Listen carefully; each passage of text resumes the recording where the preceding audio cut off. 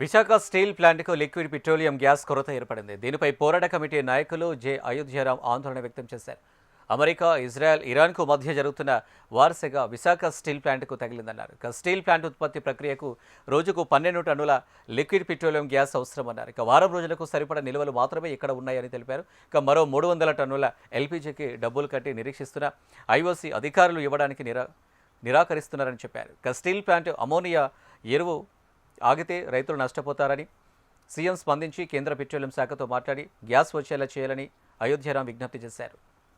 Visakhapatnam steel ప్లాంట్లో ఉత్పత్తిలో ప్రక్రియలో భాగంగా రోజు 12 టన్నుల లిక్విడ్ పెట్రోలియం గ్యాస్ వాడుతూ ఉంటారు.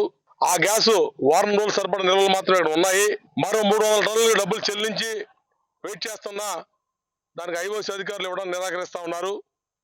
ఈ నేపథ్యంలో ఆ 300 టన్నులు ఎల్పీజీ విశాఖపట్నం స్టీల్ ప్లాంట్ రాకపోతే ఈ రాష్ట్రాల్లోనూ పక్క రాష్ట్రాల్లోనూ దేశ విదేశాల్లోనూ 20 రకాల ముడి సరుకులు తీసుకొచ్చి 30,000 మంది శ్రామిక శక్తి కష్టపడి ప్రాసెస్ చేస్తే విశాఖపట్నం స్టీల్ ప్లాంట్లో స్టీల్ బయటకు వస్తూ ఉంది. ఈ స్టీల్ బయట రావడం ద్వారా విశాఖపట్నం స్టీల్ ప్లాంట్కి ఫిబ్రవరి నెలలో 34 కోట్ల రూపాయలు లాభాలు వచ్చాయి. మార్చి నెలలో మరో 150 కోట్ల రూపాయలు లాభాల వైపు వెళ్లబోతా ఉంది. ఈ నేపథ్యంలో ఈ సమస్య వచ్చి పడింది. ఇదే జరిగితే స్టీల్ ఉత్పత్తులకి మార్కెట్లో డిమాండ్ పెరుగుతుంది. కృత్రిమ కొరత సృష్టించి డబ్బులు చేసుకునేందుకు బ్లాక్ మార్కెట్లో అమ్మేదానికి అవకాశం ఉన్నది. రెండోది, రైతులకి అమోనియా పుష్కర ప్లాంట్ పేరుతో స్టీల్ ప్లాంట్ ఉత్పత్తి చేస్తూ ఉంది. అది కూడా ఆటంకం ఏర్పడుతూ ఉంది. అట్లాగే మెడికల్ ఆక్సిజన్ ఉత్పత్తి చేసి బయట సరఫరా చేస్తూ ఉన్నది.